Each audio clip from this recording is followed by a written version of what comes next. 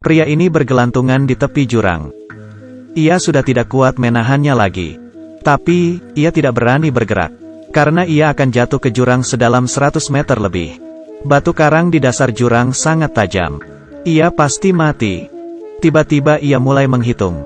Ternyata, ia menghitung frekuensi ombak.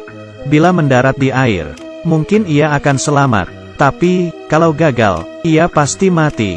Apa dia akan berhasil? Pria ini bernama Alvaro. Hobinya adalah surfing. Karena baru putus cinta, ia pergi ke tempat terpencil untuk melepas stres dan surfing. Saat ia mengambil papan surfing dan berjalan ke arah pantai, ia terpeleset dan terperosok ke dalam jurang. Pasir itu sangat licin, sama sekali tidak bisa menahannya. Alvaro tidak bisa menggenggam apapun. Ia terus tergelincir ke bawah.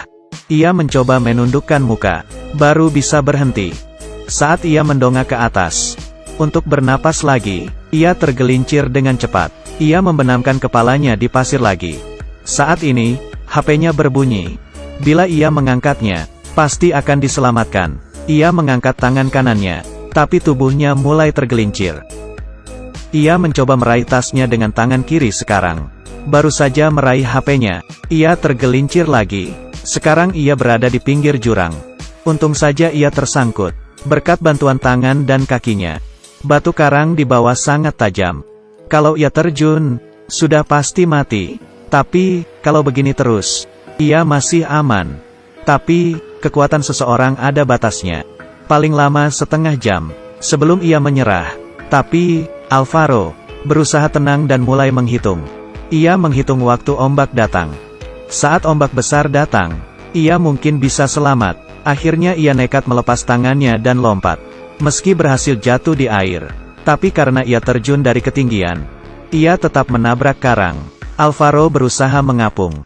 Ia memeriksa tubuhnya, selain tangannya yang luka, dan pinggangnya yang sakit, tapi sepertinya tidak apa-apa. Ia mengira sudah selamat. Tapi, saat berdiri, kakinya patah dan ia pingsan. Saat bangun, tangannya berlubang, pinggangnya terluka, dan kakinya mati rasa.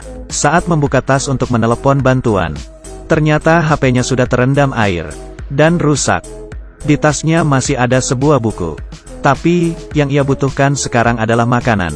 Alvaro yang frustrasi hanya bisa berteriak. Tapi, di tempat terpencil ini, tidak ada orang. Ia kelelahan, dan membalut lukanya dengan baju.